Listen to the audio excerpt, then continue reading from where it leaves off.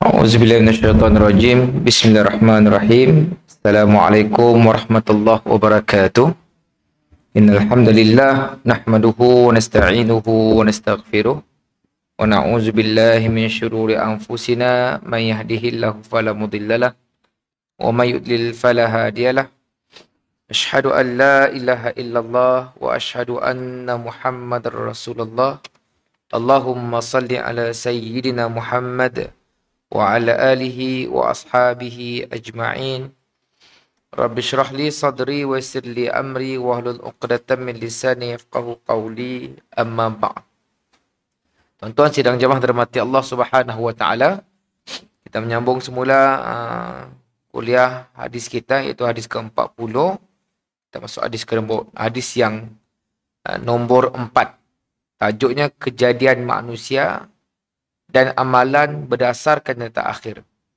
Hadis ini diriwayatkan daripada Abu Abdurrahman Abdullah bin Mas'ud, ataupun nama popularnya adalah Ibn Mas'ud radhiyallahu an. Beliau berkata, Rasulullah sallallahu alaihi wasallam telah memberitahu kami, "Inna ahadakum yujma'u khalquhu fi batnin ummihi 40 yawman nutfah, thumma yakunu 'alaqatan mithla dhalik. ثم يكون مدغة مثل ذلك ثم يرسل إليه الملك فينفخ فيه الروح ويأمر بأربع كلمات بكتب رزقه وأجله وعمله وشقي أو سعيد فوالذي لا إله غيره إن أحدكم لا يعمل بعمل أهل الجنة حتى ما يكون بينه وبينها إلا ذراعي فيسبق عليه الكتاب فيعمل بعمل أهل النار فيدخلها وإن أحدكم ليعمل بعمل أهل النار حتى ما يكون بينه وبينها إلا ذراع فيسبق عليه الكتاب فيعمل بعمل أهل الجنة فيدخلها." Hadis riwayat Bukhari nomor 3036, dan hadis sama juga diriwayatkan oleh Imam Muslim 2643. Apa maksudnya? Sesungguhnya setiap kamu dikumpulkan penciptaannya di perut ibunya dalam keadaan air mani selama 40 hari. Kemudian berubah menjadi seketul darah selama 40 hari. Kemudian menjadi segumpal daging selama 40 hari. Kemudian diutuskan kepadanya seorang malaikat, lalu ditiupkan padanya roh, dan dia diperintahkan untuk menetapkan 4 perkara. Menetapkan rezekinya, menetapkan ajalnya, amalnya dan kesudahannya, sama ada celaka ataupun bahagia. Demi Allah yang tidak ada Tuhan melainkannya, sesungguhnya antara kamu ada yang melakukan amalan ahli syurga, hingga jarak antara dirinya dan syurga tinggal sehasta.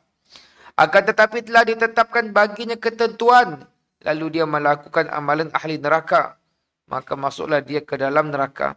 Sesungguhnya antara kamu ada yang melakukan amalan ahli neraka, hingga jarak antara dirinya dan neraka tinggal sehasta. Akan tetapi telah ditetapkan baginya ketentuan, dia melakukan amalan ahli syurga, maka masuklah dia ke dalam syurga. Kita bedah cerita sedikit tentang Ibn Mas'ud pada hadis yang lepas. Seorang yang sangat terkenal dengan alimnya, ilmunya, ya. Seorang yang banyak menyertai perang-perang bersama Nabi SAW. Ya. Kalau Abu Dzar Al-Ghifari, orang yang keempat masuk Islam dan tidak pernah menyertai perang Badar tetapi selepasnya, tetapi beza dengan Ibn Mas'ud daripada perang Badar, Uhud, Khandaq, dan yang menyertai Bai'atul Ridwan. Dan kalau kita lihat Rasulullah sallallahu alaihi wasallam pernah menyuruh Ibn Mas'ud membaca Quran. Sehingga kata Ibn Mas'ud, bukankah Al-Quran itu diturunkan padamu? Tapi Rasulullah tetap menyuruh Ibn Mas'ud membaca Quran sehinggalah sampai pada ayat 41 surah An-Nisa yang bermaksud, maka bagaimanakah keadaan orang-orang kafir pada hari akhirat? Apabila kami datangkan dari tiap-tiap umat seorang saksi, yaitu Rasul mereka sendiri, menjadi saksi terhadap perbuatan mereka. Dan kami juga datangkan engkau, wahai Muhammad, sebagai saksi terhadap umat ini. Maka Nabi madah dengan Ibn Mas'ud bila mendengar ayat tersebut, cukup. Sekarang cukup. Lalu Ibn Mas'ud memalingkan wajahnya dan mendapati Rasulullah menangis, tuan-tuan.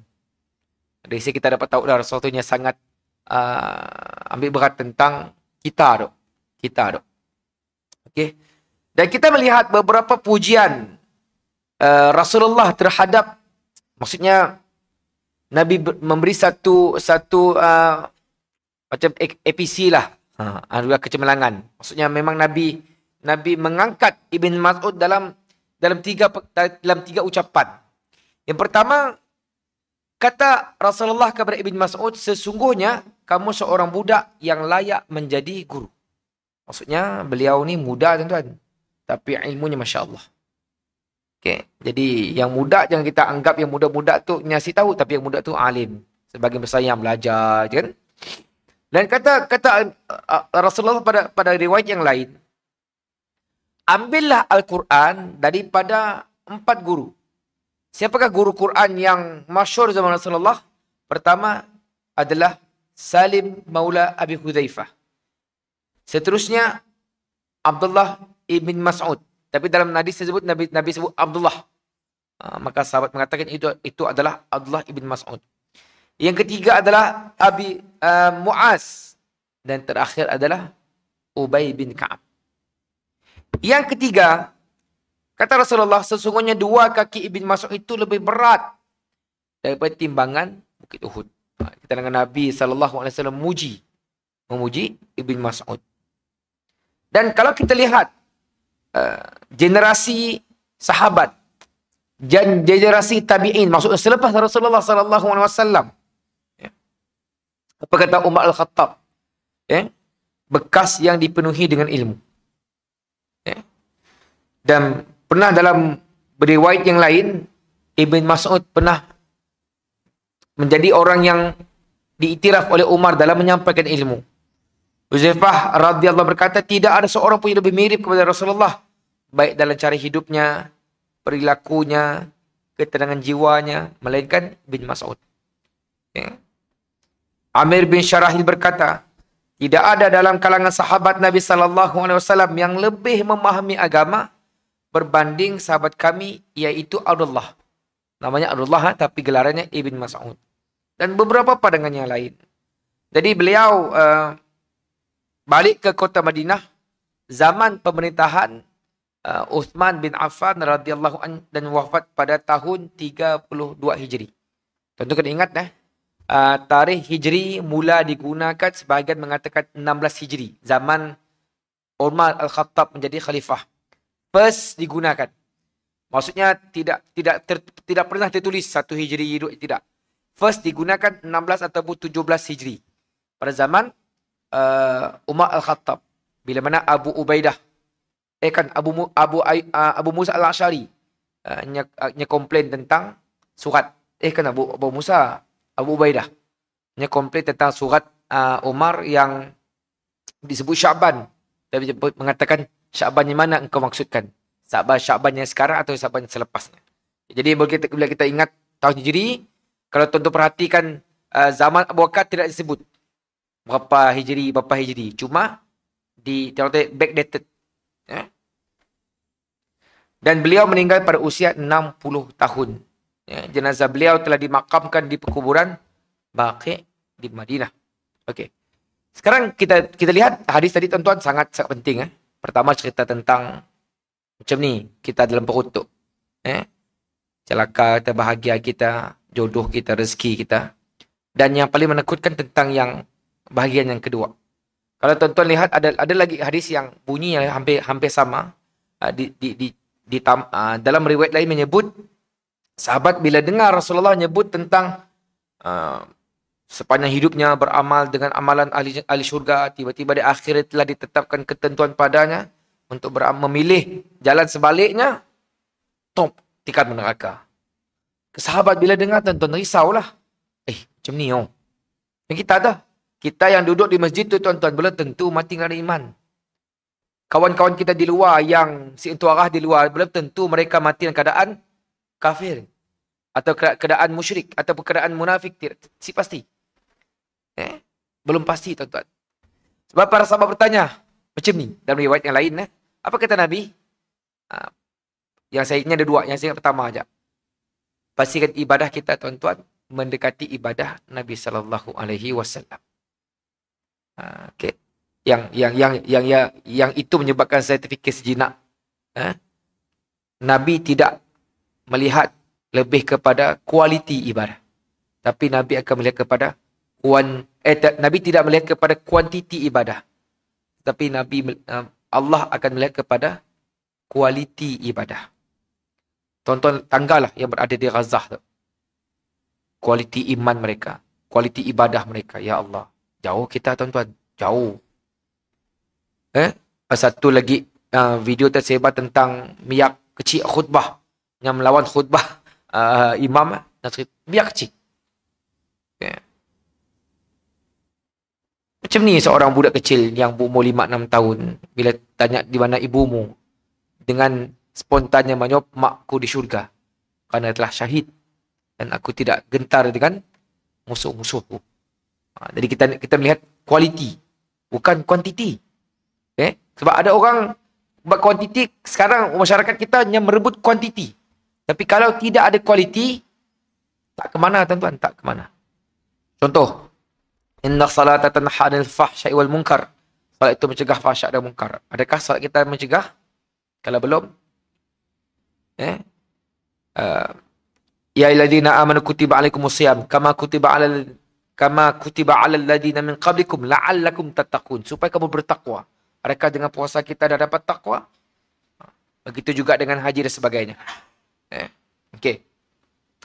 Jadi istimewanya hadis ini tuan-tuan begitu besar dalam zaman kita sekarang.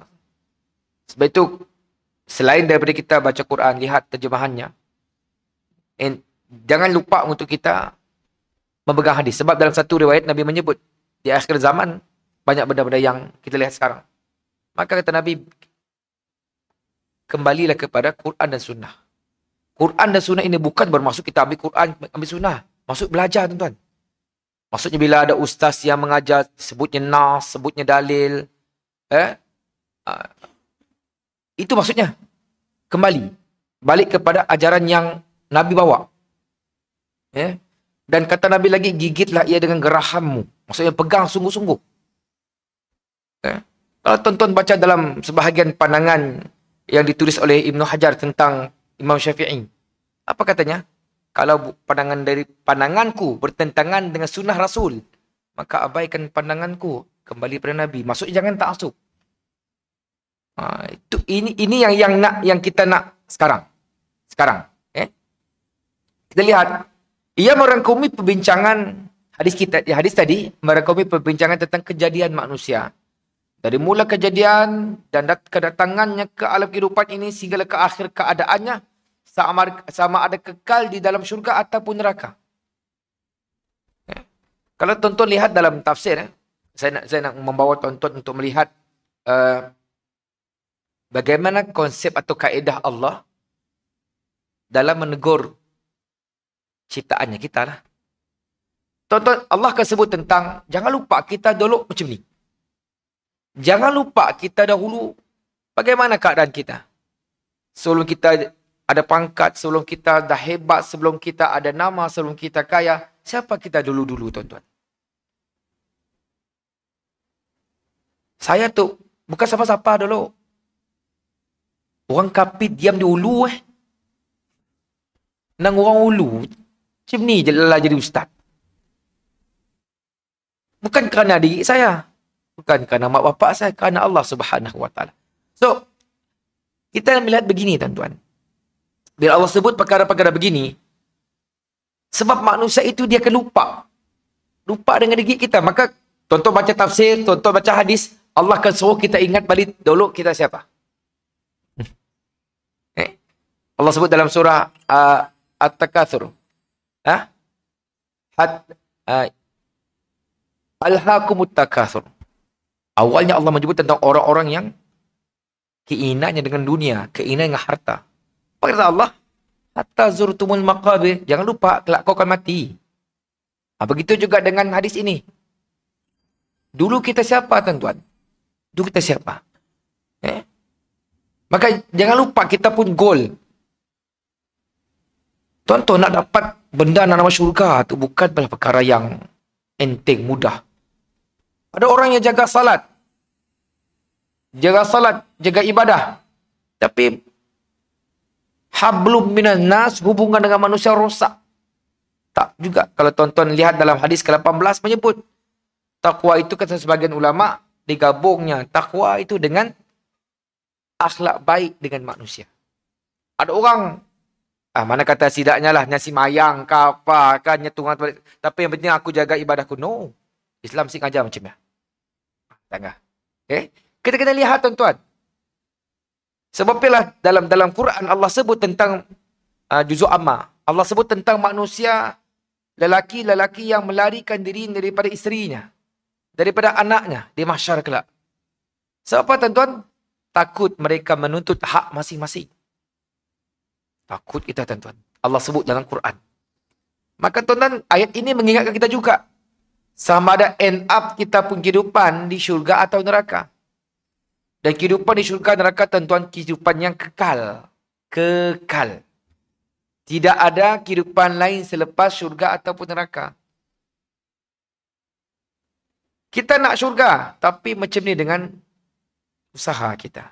Itu yang nak dibawa.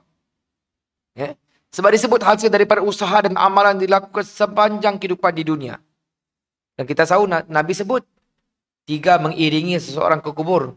Hartanya, keluarganya, amalnya. Keluarga dan harta akan balik ke rumah yang kekal bersamanya dengan amalnya. Jadi persoalan, amal mana yang kita nak bawa berjumpa dengan Allah Subhanahu Wa Taala. Sejauh mana kualiti amal itu menepati atau mendekati ajaran Nabi sallallahu alaihi wasallam, terutama dalam perkara yang berkait dengan akidah. Semua ini bertepatan dengan ketentuan yang ditetapkan dalam ilmu Allah Subhanahu Wa Taala. Jadi kadang-kadang kita kena ingat, bila orang tersebut memilih jalan yang sebaliknya, tidak ada paksaan. Sebab itu dalam satu riwayat menyebut, bila Omar menangkap seorang yang minum arak, ditanya, kenapa kau minum arak? Apa jawabnya? Kerana Allah telah takdirkan. Maka biasanya hukum had untuk arak 80 kali, tapi Umar tambah. Makanya nanya, kenapa kau pukul aku lebih daripada had? Kerana engkau telah mengatakan takdir tadi. Maksudnya, tuan-tuan, kita memilih sesuatu atas kehendak kita. Kehendak masing-masing. Sebab dalam hadis itu menyebut tentang orang yang hidup dalam keadaan baik dan akhirnya berubah berdasarkan ketetapan. Bukan maksudnya Allah yang menyuruhnya berubah sih. Masing-masing. Cerita paling mudah lah. Saya suka ambil contoh begini, tuan-tuan. Tuan-tuan pergi ke kedai makan. Boleh tak tuan-tuan duduk, orang tersebut datang order, tiba-tiba tuan kata, kita nak makan apa, Ji? Sudah ditakdirkan. Pandai-pandailah kau. Boleh sih? Nah, mestilah dengan apa yang kita nak. Makan mie kah? Makan ayam penyet kah? Rasa Penang kah? Rasa Sarawak nak? Kehendak sendiri, tuan-tuan. Jangan orang hantarlah sapi ni kita marah. Bila masa aku? Jangan marah nanti. Itu pilihan. Dan Allah sebut dalam banyak Al-Quran. Manusia itu bebas untuk memilih sama ada nak mukmin, nak kufur. Sebab Allah dah wujudkan tanda-tanda. Sebab itu dalam Quran Allah sebut tidak ada paksaan masuk agama Islam. Masuklah kamu udkhul fi silmi kafah. Masuklah kamu ke Islam itu sepenuhnya. Fadzakir wa inna dzikra, berilah peringatan. Fastabiqul khairat, berlumba-lumba dan berbuat kebaikan. Wa ta'awunu 'alal birri wat taqwa, bertolong bantu dalam perkara baik. Banyak ayat-ayat suruhan. Quran tuan-tuan yang kita baca inilah Quran yang daripada Nabi SAW sampai sekarang tidak ada ubah. Inna nahnu nazzalna dzikra wa inna lahu lahafizun. Kami turunkan Al-Quran dan kami akan menjaganya. So, kalau ada orang yang bukan Islam, boleh tertarik dengan Islam kerana membaca Quran, dan hatinya rasa sebab sehingga mengatakan, bila aku membaca Quran seolah-olah Allah mengetahui permasalahanku. Bila aku membaca Quran seolah-olah Allah menjawab pertanyaanku. Tapi kita yang Islam asal, how tuan-tuan? Itu persoalannya. Sebab kita hanya ikut, kita rasa senang, kita rasa comfortable dengan apa yang kita ada. Tanya balik. Kualiti akidah kita. Kualiti iman kita. Apa kata Ibn Rajab bila mensyarahkan hadis ini? Katanya hadis ini disepakati tentang sahihnya dan diterima ummah keseluruhannya. Jadi kalau kadang-kadang bila kita dengar hadis yang menakutkan, kita kadang berharap mudah-mudahanlah hadis itu sahih. Kita takutkan. Tapi bila hadis yang kita risau, hadis yang kita takut itu bernilai sahih, maka ia sepatutnya memberikan kita rasa macam, takkan aku nak duduk diam melihat imanku. Apa kata Umar? Hisab diri kamu. Hitunglah dirimu sebelum diperhitungkan di hadapan Allah Subhanahu Wa Taala. Bila Allah dah hitung, maka celakalah dalam sebagian riwayat. Dan kita pergi kepada yang penting tuan-tuan. Hadyu an-nabawi dan istifadah hadis. Pertama, Allah Subhanahu Wa Taala berfirman dalam surah Al-Hajj ayat yang kelima. A'udzubillahi minasyaitonirrajim. Ya ayyuhan nasu in kuntum fi raibin minal ba'thi fa inna khalaqnakum min turab. ثم من نطفة ثم من علقة ثم من مضغة. Barakallahu azim. Yang bermaksud, wahai umat manusia, sekiranya kamu menaruh syak, yakni ragu-ragu tentang kebangkitan makhluk hidup semula pada hari kiamat, maka perhatikanlah kepada tingkatan kejadian manusia. Kerana sebenarnya kami telah menciptakan kamu dari tanah, kemudian dari setitik air benih, kemudian dari sebuku darah beku, kemudian menjadi seketul daging. Maksudnya kalau orang nak menafikan kehidupan selepas mati, tuan-tuan, perhatikan kehidupan kita sebelum hidup. Sebelum hidup, tuan-tuan, kita sadar. Bahkan sebahagian Al-Quran menyebut kita berada pada alam roh. Kan? Dan Allah berfirman dalam surah Al-Mu'minun ayat 12 sampai 14 yang bermaksud, dan sesungguhnya kami telah menciptakan manusia dari pati dari tanah. Pati berasal dari tanah.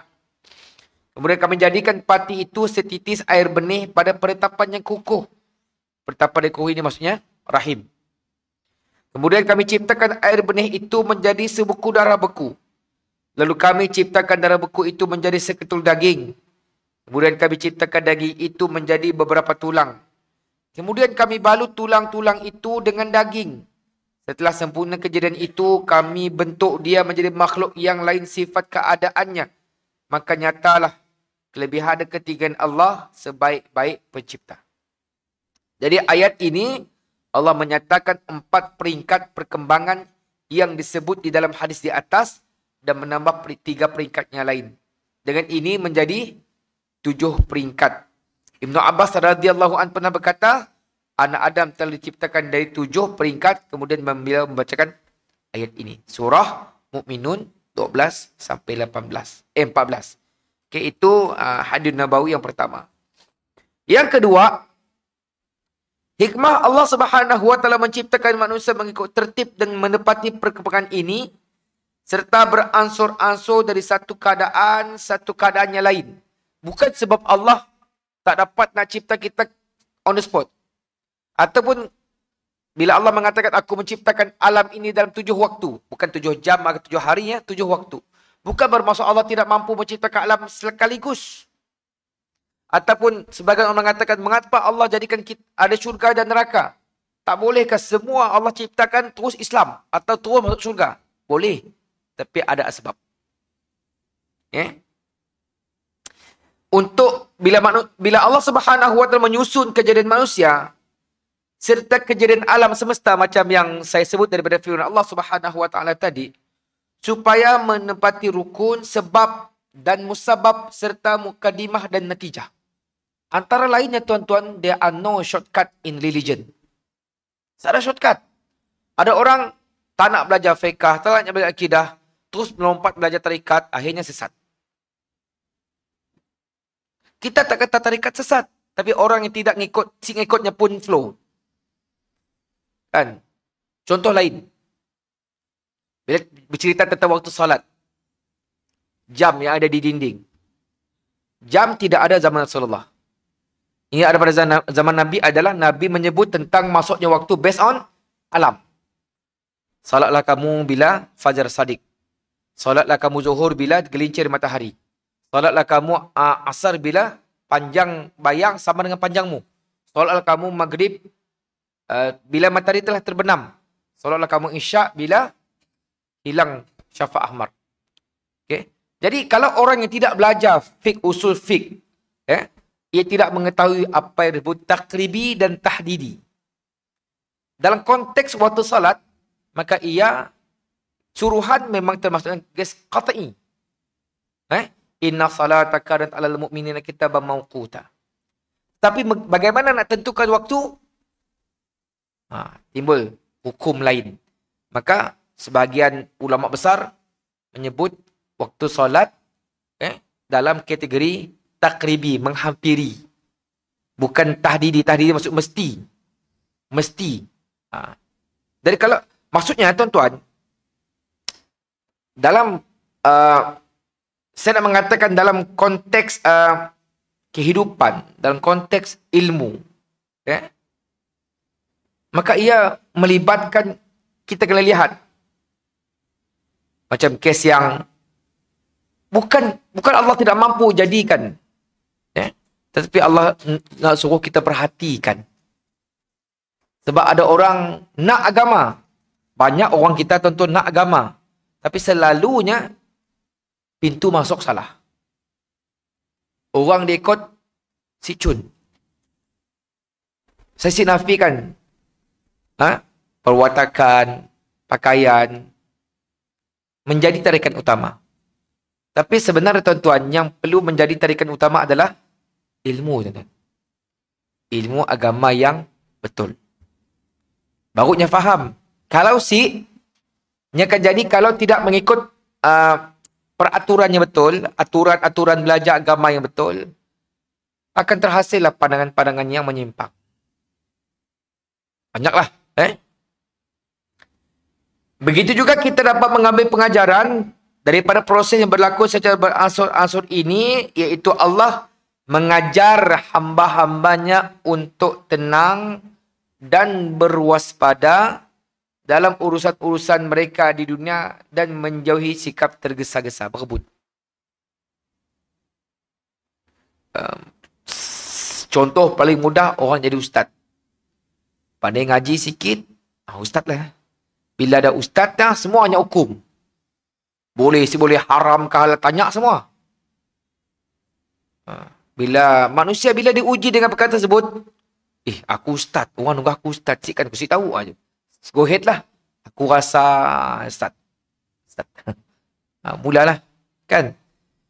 Sebab dalam masyarakat Malaysia, asal macam Quran pandai, ustaz. Asalnya berjanggut sikit, cincin sikit, ustaz lah. Pulang Yang tidak boleh membezakan yang mana betul-betul orang yang ada ilmu dengan tidak. Tonton perhatikan. Doktor. Sama tak doktor semua? Sama kan? Ada doktor yang spesialis, ada yang medical officer, doktor awam, ada yang doktor yang pakar dalam bedah, ortopedik dan sebagainya. Bidang agama pun begitu, tuan-tuan. Ada ustaz yang mungkin level apa kata orang kita dresa, orang kita dulu balik. Dresa kan doktor. Dresa tu kerjanya yang ubat luka sikit. Tapi orang kita ustaz ialah spesialis, ustaz ialah semua pukul rata. Jadi akhirnya banyaklah kadang-kadang melihat ada ramai pengikut. Tidak, tuan-tuan. Perkara itu kena dinilai dengan lebih baik. Di sana juga terdapat pengajaran kepada manusia bahawa kesempurnaan maknawi hanya akan diperolehi secara beransur-ansur sebagaimana kesempurnaan zahir secara beransur-ansur dalam peringkat kejadian manusia. Dan bagaimana perpindahan dari satu fasa ke satu fasa yang lain berlaku hingga manusia mencapai tahap kesempurnaan akal baligh. Begitulah juga manusia sewajarnya bertindak mengikut proses yang sebegini rupa dalam penyusunan cara hidup. Jika tidak, manusia akan meraba-raba dalam kegelapan. Kita semua tuan-tuan sudah melalui proses. Mungkin umur sekolah rendah lain cara fikir. Bila dah masuk bujang lain sikit. Masuk universiti lain sikit. Bila lah kerja orang yang baru kerja 3 tahun, mungkin tidak sama dengan orang yang dah kerja 10 tahun. Mungkin kalau tuan-tuan perasan, waktu umur 30, cara fikir mesti berbeza. Mudah nak manas, kan? Tutur kata pun agak sembarangan. Tapi bila umur dah masuk 40, 45, tutur kata dah semakin tersusun. Akal dah pandai menilai. Kan? Jiwa semakin tenang dan sabar. Proses, tuan-tuan. Sebab itu kata orang tua, yang tua itu lebih banyak pengalamannya. Yang muda, yes, banyak ilmu tetapi pengalamannya kurang. Yang tua mungkin ada pengalaman yang banyak. Maka apabila saling kuat menguatkan antara satu sama lain, maka lebih baik. Itu yang kedua. Yang ketiga, dalam kitab Al-Wafi menyebut, para ulama sepakat bahawa roh ditiup dalam janin ketika berusia 120 hari. 120 hari berapa bulan? Berapa bulan? 120 hari. Bagi 30. 4 bulan. Tuan-tuan perasan tak? Kadang-kadang biarlah ada baby dalam perut, dah ada degupan kan? Jadi degupannya hidup tapi belum ada roh.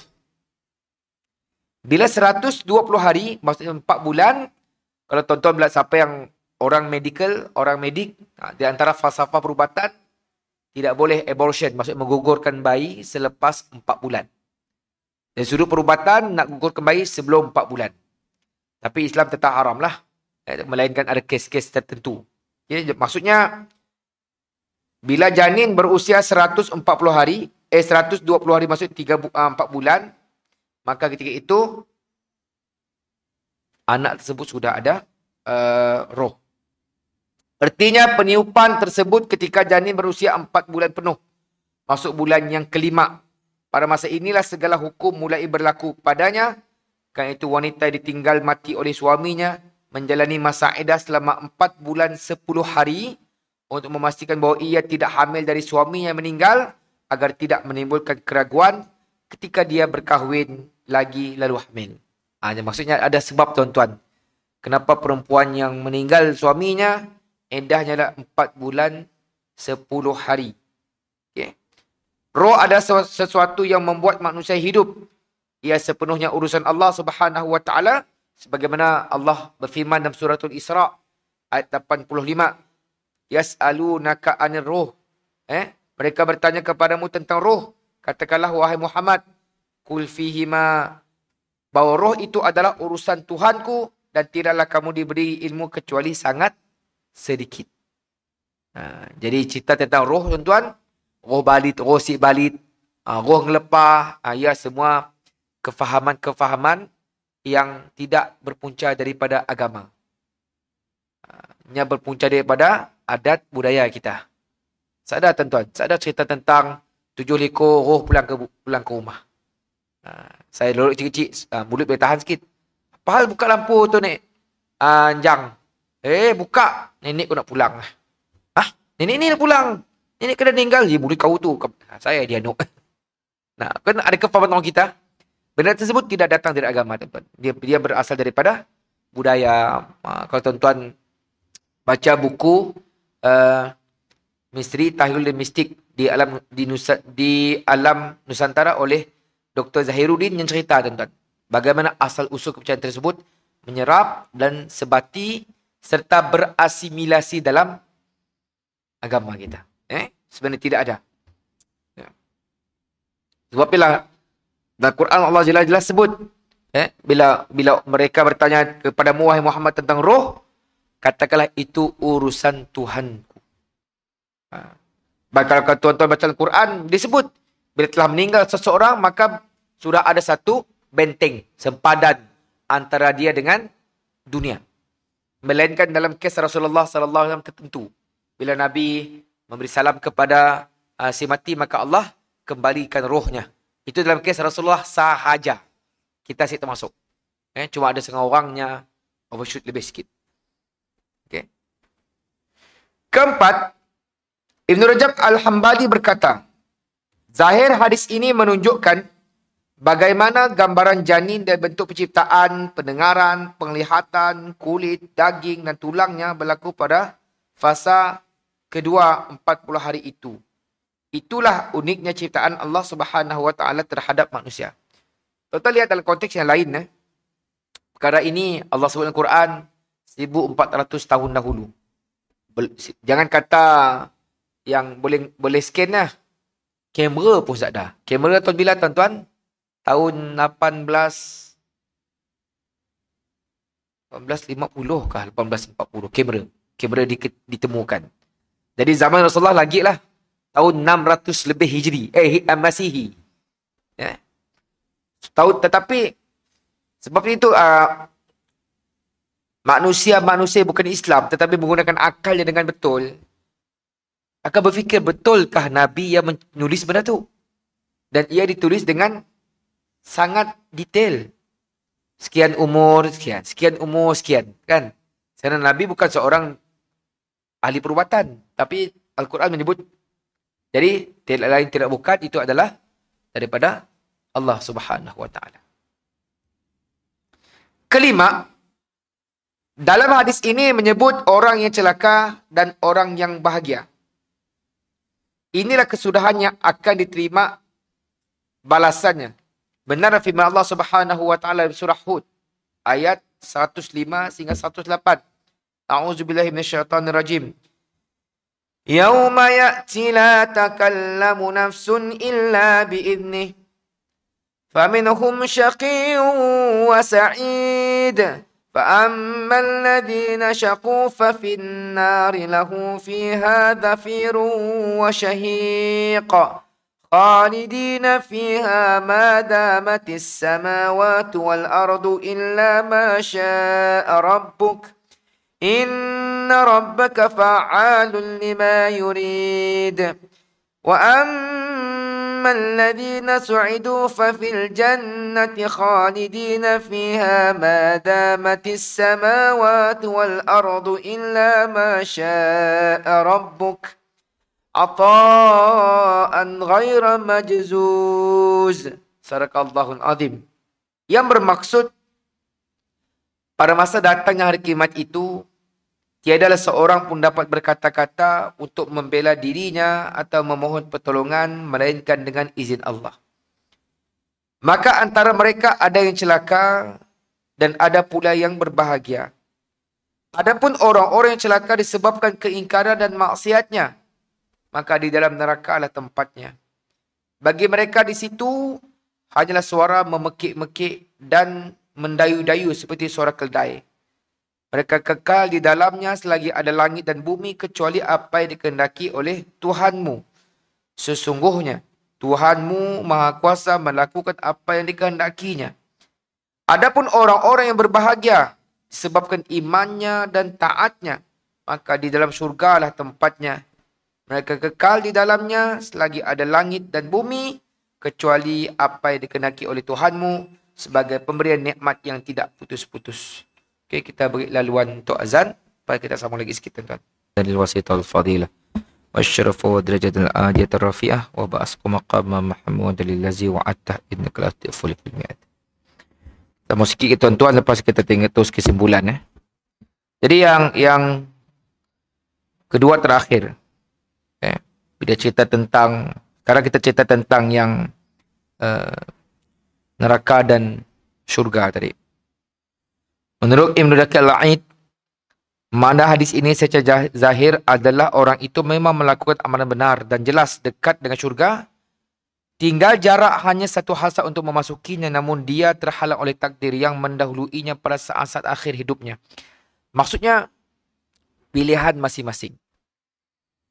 Kalau kita nak jadi baik, tuan-tuan kena ada ikhtiar. Ia tidak boleh hanya minta orang doakan kita, kita serahkan diri kita kepada alam. Kan? Contoh macam jodoh.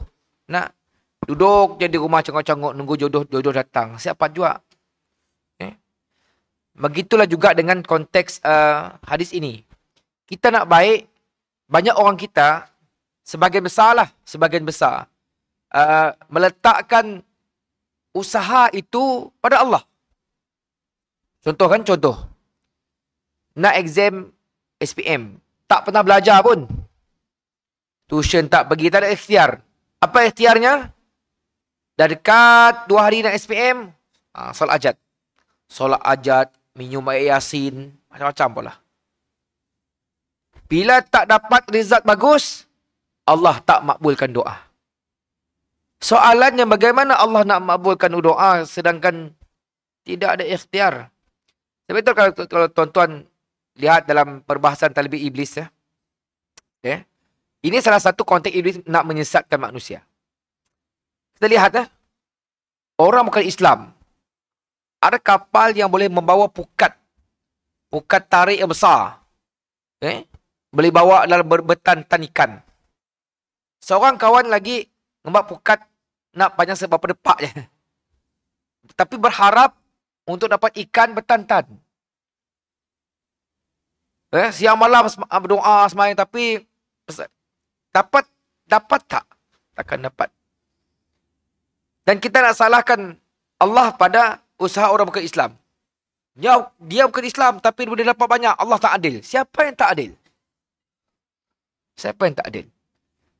Di perkara ini perlu dijelaskan dalam masyarakat. Baik itu tuan-tuan, kena ada seperti mana kita belajar tadi kan, ada tempoh Allah jadikan manusia. Ada tempoh atau proses Allah jadikan alam. Maka kita juga begitu tuan-tuan.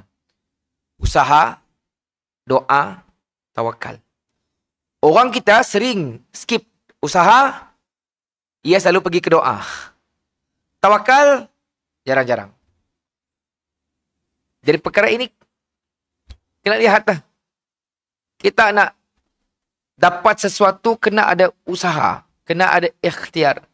Syurga itu mahal tuan-tuan. Kalau kita lihat kisah sahabat, kisah tabi'in, bagaimana usaha mereka dalam mendapatkan redha Allah Subhanahu wa taala, cukup menakjubkan kita.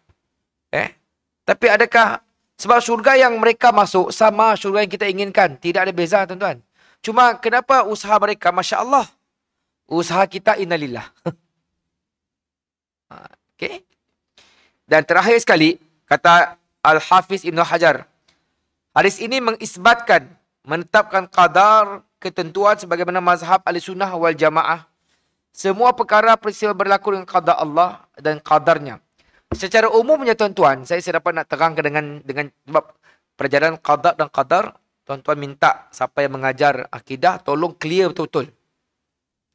Sebahagian besar masyarakat kita kurang memahami dan mempraktikkan apa yang difahami dengan qada dan qadar.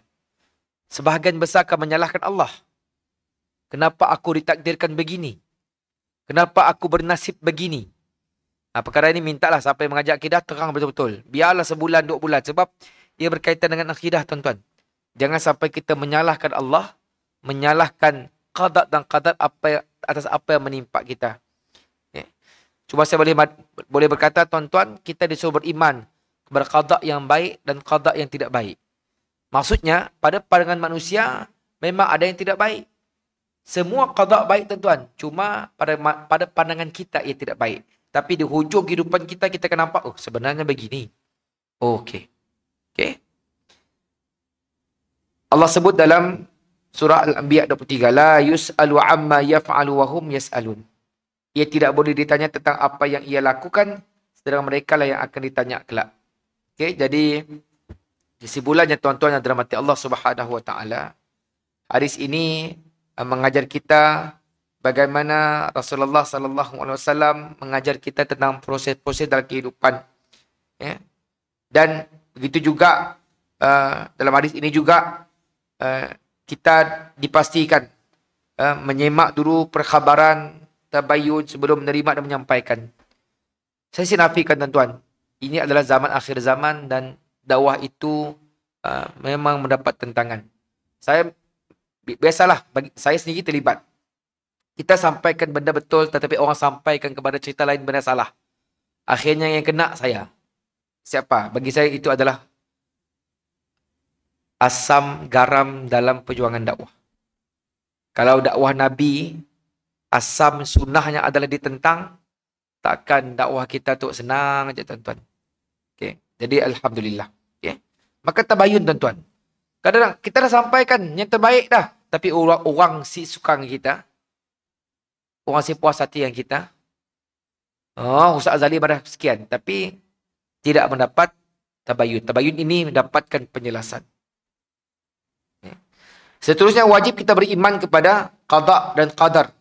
Dan memohon kepadanya agar kita tergolong dalam golongan yang mendapat kebahagiaan di dunia dan di akhirat. Okay. Itu yang ketiga. Okay. Yang keempat, dari kehidupan ini, tuan-tuan, mengaji dan mengkaji ilmu adalah penting. Jangan terima semua bulat-bulat. Terutama daripada ustaz. Dan berasa serang. Jangan terima bulat-bulat. Semak, double check. Ada seorang, saya lupa nama ulama'. Yang ada apa? Untuk mengetahui yang aku betul atau salah, sila belajar dengan guru-guru yang lain.